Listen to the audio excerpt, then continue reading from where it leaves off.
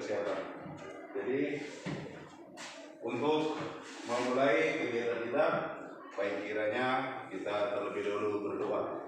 Satu orang dari antara kamu untuk memimpin doa. Silakan. Satu orang kita berdoa. Terima kasih Bapak, terima kasih Roh Kudus buat berkat-Mu yang kami rasakan pada hari ini. Kami dapat berkumpul di sekolah ini melaksanakan kegiatan kami. Bapak, sebagai ibadah kami belajar kami, Kau berkati dan Bapak mulai dari mengawali pertengahan hingga mengakhiri nanti.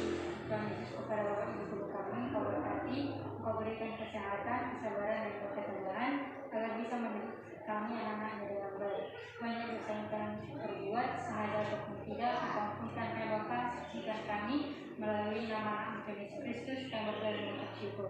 Amin. Amin. Dalam Bapa, Putra dan Roh Kudus. Amin. Baik, boleh Bapak tahu apa kabar kalian semuanya? Sehat. Sehat ya. Untuk membuktikan kalau kita sehat itu gimana kira-kira? Hah? Berarti semangat belajarnya harus tinggi ya, harus luar biasa. Jadi kalau Bapak nanti bilang selamat pagi, kamu jawabnya semangat luar biasa, gitu ya. Oke, kita ulang. Selamat pagi. Semangat luar biasa. Oke, terima kasih ya. Jadi untuk pertemuan kali ini 12B1 kita akan membahas tentang materi pengaruh kemajuan iptek. Pengaruh kemajuan iptek bagi kehidupan bermasyarakat, berbangsa dan bernegara. Sekarang Bapak mau coba kaitkan dulu ke materi kita ini. Kegunaan dari teknologi itu sangat penting ternyata, khususnya di dalam pendidikan. Kita harus tahu dulu apa kompetensi dasar terkait dari materi kita ini. Satu orang tolong bantu Bapak untuk membacakan apa kompetensi dasar kita. Kompetensi dasar 1.3, menghayati pengaruh kemajuan ilmu pengetahuan dan teknologi dengan tetap memegang nilai-nilai ketuhanan yang Maha Esa. 2.3, bertanggung jawab dalam menyikapi pengaruh kemajuan ilmu pengetahuan dan teknologi dalam bingkai Bhinneka Tunggal Ika. 3.3, mengidentifikasi pengaruh kemajuan ilmu pengetahuan dan teknologi terhadap negara dalam bingkai Bhinneka Tunggal Ika. 4.3, mempresentasikan hasil identifikasi pengaruh kemajuan ilmu pengetahuan dan teknologi terhadap negara dalam bingkai Bhinneka Tunggal Ika. Terima kasih Meria. Kemudian kita akan cari tahu dulu apa tujuannya. Dari sebelah sana dulu, bantu Bapak.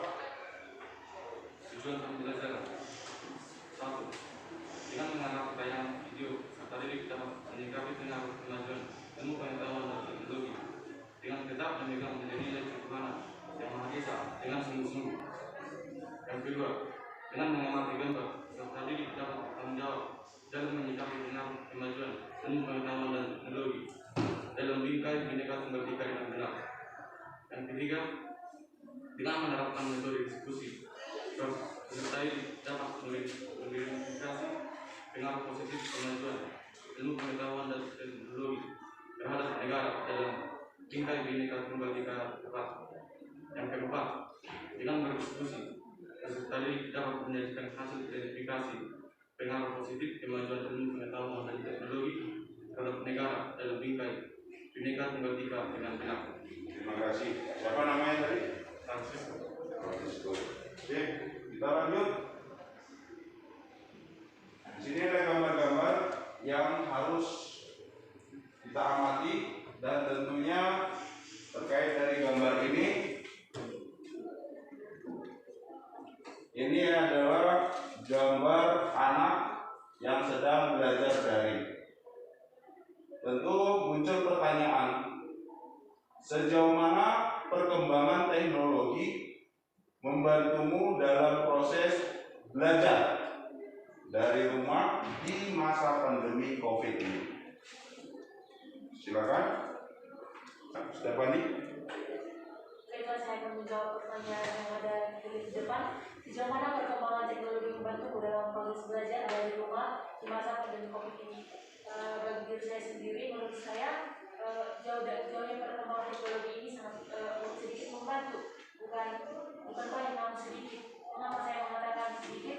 Karena kita lihat dari segi fasilitas yang ada di daerah kita, mungkin jaringan yang memadai, terutama ketika guru meminta jilid untuk dari kelas kami bergabung jilid, kelas kami banyak mengeluh dengan keadaan jaringan.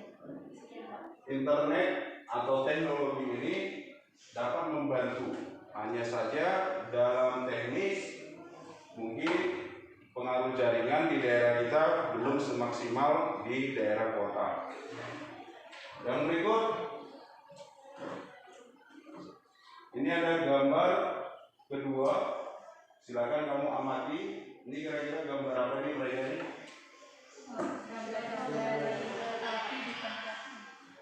Sedang belajar ya. Mereka di sini pegang handphone. Ini juga pegang handphone. Jadi kalau kita lihat ini kondisinya tentunya sedang mencari jaringan. Sama dengan yang tadi barusan disampaikan oleh temanmu. Bagaimana kamu menggambarkan kemajuan teknologi di bidang pendidikan? Yang bisa jawab langsung Raisen. Silakan Maria. Saya akan menjawab pertanyaan bagaimana kamu menggambarkan kemajuan teknologi di bidang pendidikan secara gambar. Menurut saya kemajuan dari teknologi di bidang pendidikan secara gambar itu masih maju setengah, belum sepenuhnya maju. Dikarenakan mereka memiliki handphone tapi tidak dilengkapi dengan fasilitas seperti jaringannya. Oleh sebab itu seharusnya tempat belajar itu adalah nyaman, tenang, dan fokus supaya bisa pelajaran tersebut masuk ke dalam otak dan dapat dimengerti serta dilakukan dalam kehidupan sehari-hari.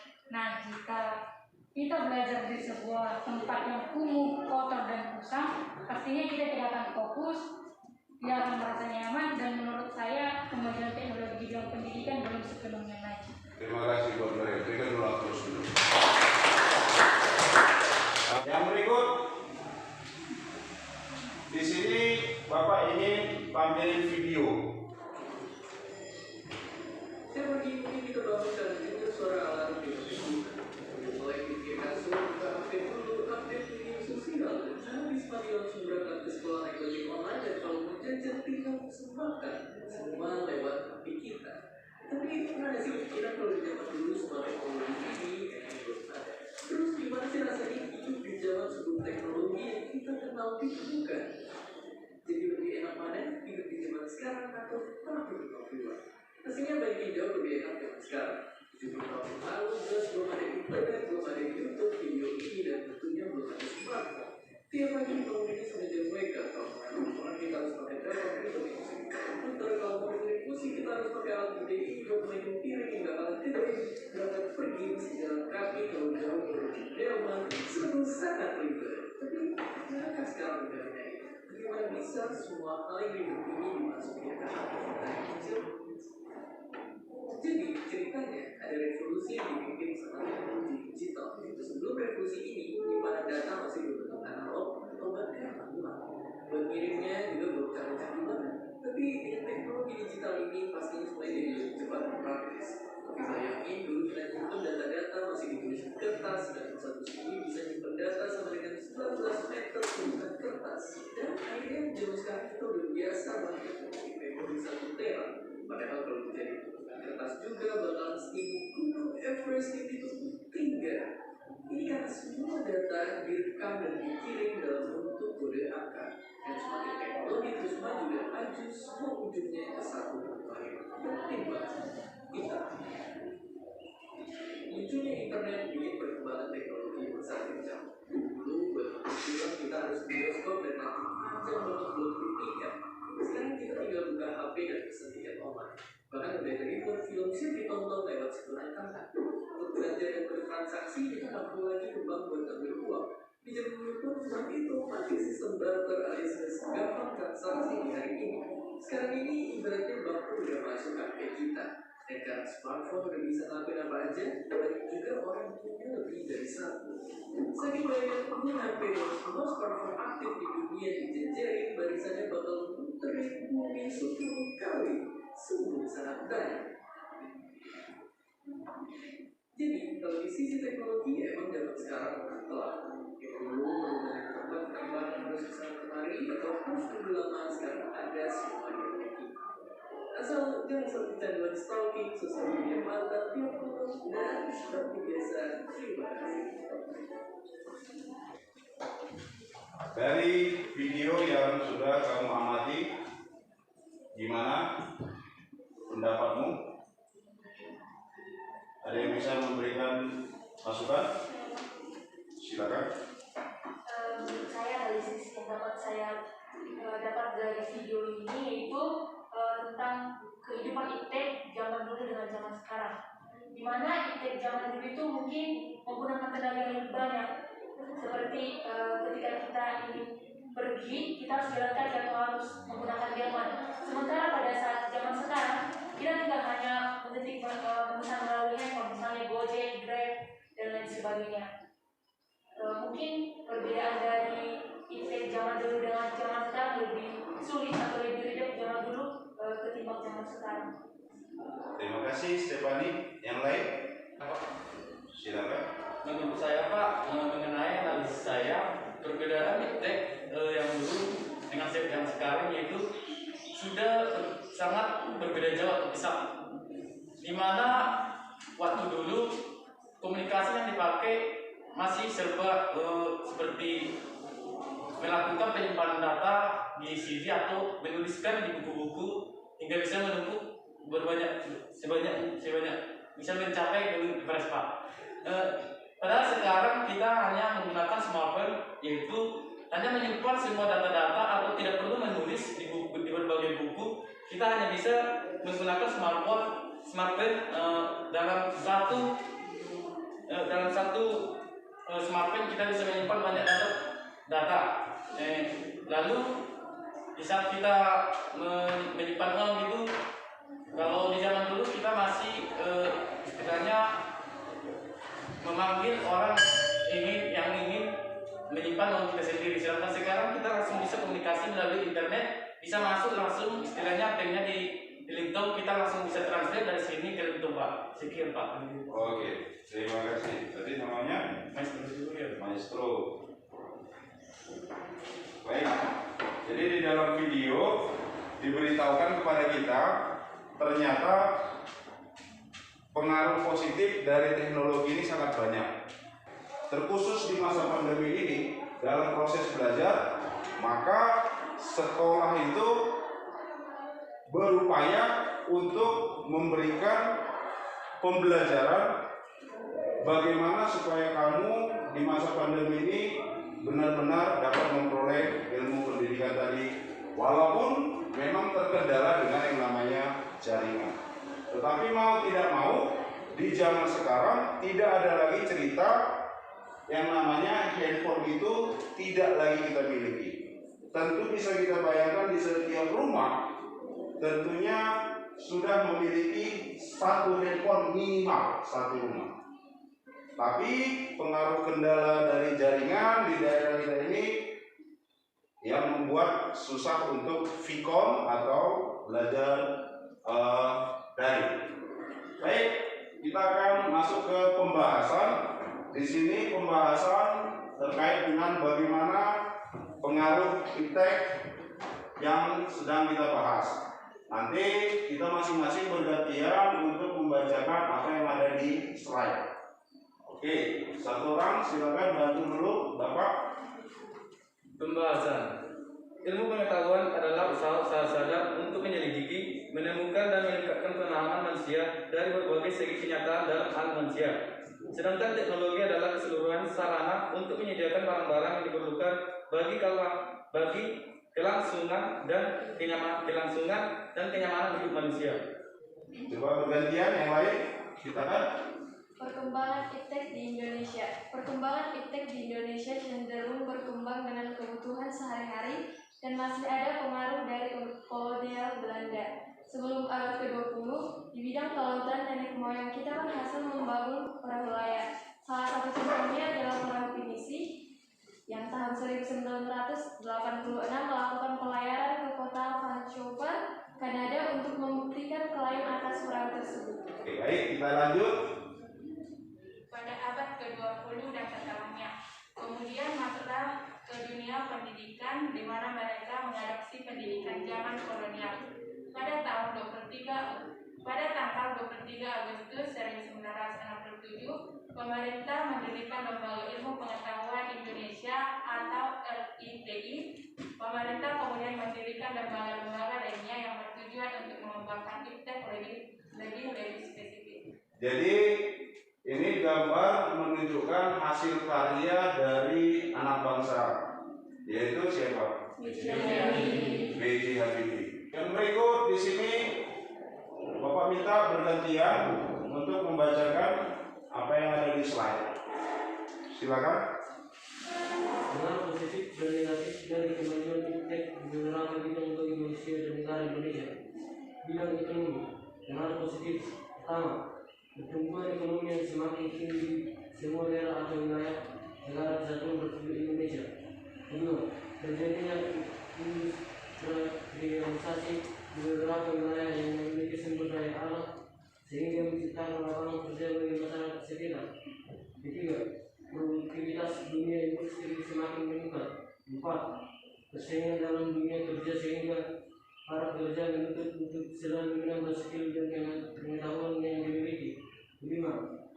Peningkatan kreativitas masyarakat setempat dalam memproduksi hasil unggul daerah. Terima kasih. Terkait dari pengaruh positif ini, Pak Francisco Barimbing ini terlalu semangat ya. Bapak tadi bilang Pak Francisco masih di bidang ekonomi, tapi nggak apa-apa, berikan dulu aplaus buat dia. Baik, ini adalah pengaruh positifnya. Tentu selain dari pengaruh positif, ada pengaruh negatifnya. Nah, pengaruh negatifnya kira-kira ini gambar berkaitan dengan apa nih? Kalau kita lihat, pasar tradisional, jadi supermarket. Saya memilih minimarket yang pertama ialah karena lebih nyaman. Lebih nyaman. Kebanyakan di minimarket adalah menggunakan AC ketika belanja tidak lagi kepanasan Oke. ataupun terkena dengan hujan.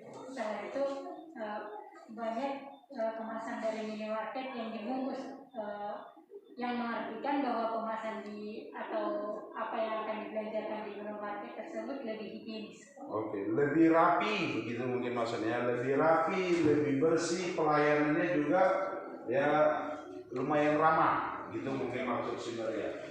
Ini yang menjadi tantangan. Itu makanya di sini gambarnya kita coba ambil perbandingan antara pasar modern dengan pasar tradisional. Sebagai anak didik sudah punya persiapan dalam hal mengantisipasi agar kita jangan menganggur hanya gara-gara teknologi. Tapi sebaliknya, marilah kita maju sama-sama dalam menggunakan teknologi. Ini adalah ringkasan-ringkasan singkat terkait dengan bagaimana pengaruh positif maupun negatif dalam menggunakan iptek. Ini ada dalam bidang sosial budaya.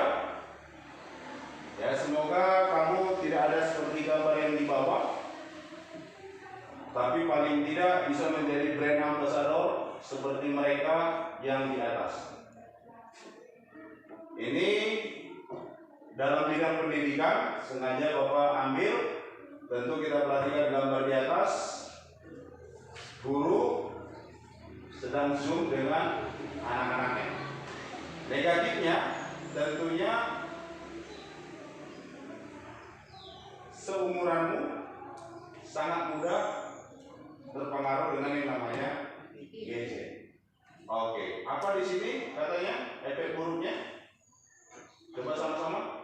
Penyalahgunaan teknologi yang lainnya adalah penyalahgunaan yang melakukan tindak pidana atau tindak pidana. Baik, di sini Bapak akan berikan LKPD. Cukup ya? Silakan langsung bekerja sama untuk mencari tahu bagaimana hasil analisismu. Sekian hasil diskusi kami dan presentasi kami di bagian sistem ekonomi, di mana sistem ekonomi merupakan senjata ampuh untuk melumpuhkan pengaruh dari kemajuan iptek dan meningkatkan pengaruh positif dari kemajuan iptek untuk memperkuat kemandirian bangsa kita dalam semua hal. Sekian dan terima kasih. Oke, terima kasih buat kelompok 4. Berikan aplaus dulu. Baik,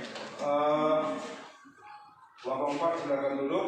Kita lihat dari kelompok 1, 2, dan 3. Jika ada yang ingin memberikan pertanyaan atau tanggapan dari apa yang sudah disampaikan oleh kelompok 4, silakan. Nanti kelompok 4 silakan langsung kembali menanggapi. Ya, kembali berdiri aja, jangan dibelakangi temannya. Baik, saya Stefani Saragi dari kelompok 3. Presentasi dari teman-teman kelompok 4 sudah bagus, namun di sini saya akan memberikan pertanyaan. Nah, pertanyaan saya dari kelompok 3, jika Indonesia sedang melakukan kemajuan atau perubahan di bidang ekonomi, mengapa masih ada saja ekonomi di suatu daerah itu tidak merata, tidak bagus, atau kadang kita lihat ekonomi tidak menentu, atau bahkan tidak menghasilkan ekonomi yang cukup, atau bahkan bisa jadi kekurangan suatu tempat tersebut. Jika di Indonesia sedang melakukan kemajuan atau perubahan di bidang ekonomi, mengapa masih ada saja di beberapa tempat atau bahkan tempat kita ekonomi yang kurang atau masih minim? Hal apa yang menyebabkan kejadian tersebut? Baik, Stefani, kami dari kelompok 4 akan menjawab pertanyaan mengapa yang saya simpulkan mengapa perkembangan ekonomi tidak merata di Indonesia.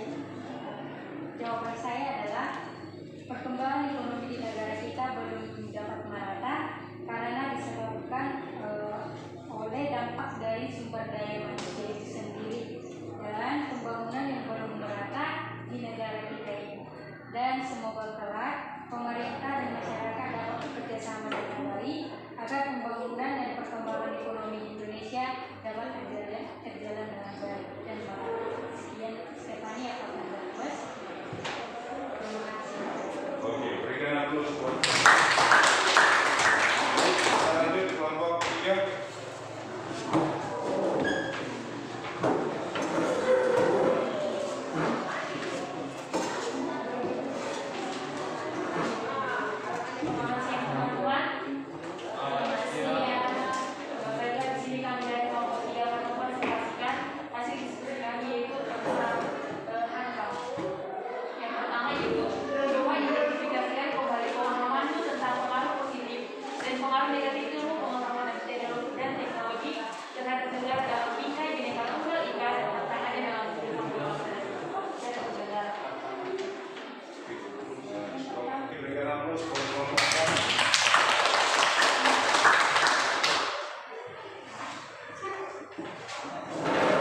Kita lanjut kelompok 2.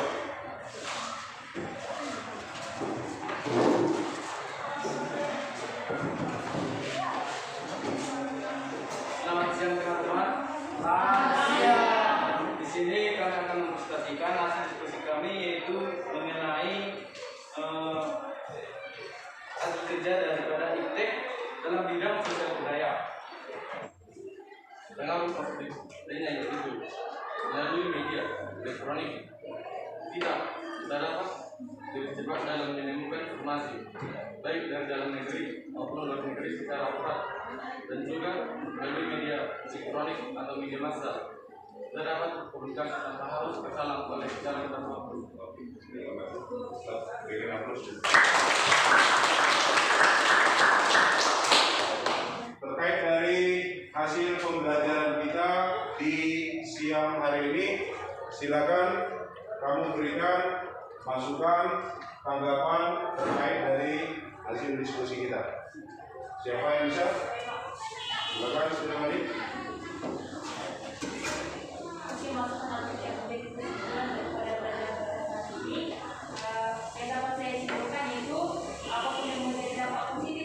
negatif itu semua balik pada diri kita sendiri.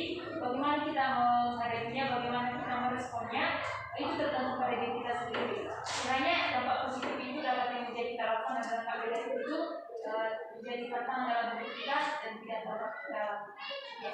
Oke, berikan aplaus. Jadi terkait dengan pengaruh positif dan pengaruh negatif di iptek ini, Bapak berharap kepada kalian seluruhnya dan diri kami dapat mewujudkan dan bahkan bisa menjadi brand ambassador dalam hal penggunaan iptek di berbagai bidang. Semoga hasil diskusi kita, hasil pembelajaran kita dapat berbuah dengan baik dan kita terapkan di tengah-tengah masyarakat. Akhir kata, kita tutup dengan doa. Satu orang di antara kamu, silakan. Mari kita berdoa. Puji syukur yang berjatuh tidak ada punya Tuhan dimanapun sudah menyertai kami dalam kesempatan hari ini. Ya Tuhan, terima kasih atas berkat segala yang telah kau wariskan dari awal, tengah, dan akhir dari pembelajaran kami. Ya Tuhan, kiranya beritahu pembelajaran kami ini ya Tuhan menjadi firman-firman bagi kami Tuhan dan menjadi firman baru ya Tuhan bagi masa depan kami. Ya Tuhan, kiranya Tuhan memberikan kepada kami ya Tuhan kesabaran Tuhan panjang umur ya Tuhan, kesehatan untuk segala hal yang terjadi ya Tuhan. Begitu juga dengan orang tua kami Tuhan yang dimana mereka bekerja ya Tuhan, apapun pekerjaan mereka ya Tuhan, kiranya kita didoakan ya Tuhan, mereka dengan umur dan ya Tuhan, begitu juga dengan kami ya Tuhan, siswa-siswi masa permainan itu ya Tuhan, khususnya kelas 12 biasa ya Tuhan, kiranya Tuhan yang memberikan kepada kami ya Tuhan, yang membina dan membiajar hati yang membimbing ya Tuhan, kiranya Tuhan selalu memangkan senantiasa atas firman ya Tuhan ya Tuhan, kiranya Tuhan yang selalu memberikan kepada kami ya Tuhan pikiran yang firman Tuhan, dan juga segala dari hal-hal negatif ya Tuhan, terlebih di dalam kita ini ya Tuhan. Ya Tuhan, dan kesempatan perbuatan ya Tuhan, karena pun kami ya Tuhan, karena dari manusia dan berkat-Mu, terpuji dan terpujian nama-Mu ya Tuhan, selama kami yang hidup Tuhan berdua serta bersyukur. Haleluya, amin. Amin. Dalam Bapa, Putra, dan Roh Kudus. Amin. Kita tutup semua alat-alat dari kita semua bersimpan, dan Bapak berpesan tetap jaga kesehatan dimanapun kamu berada, khususnya untuk mencari internet, ya, mencari jaringan dalam belajar, agar tetap mematuhi yang namanya protokol kesehatan. Sampai jumpa.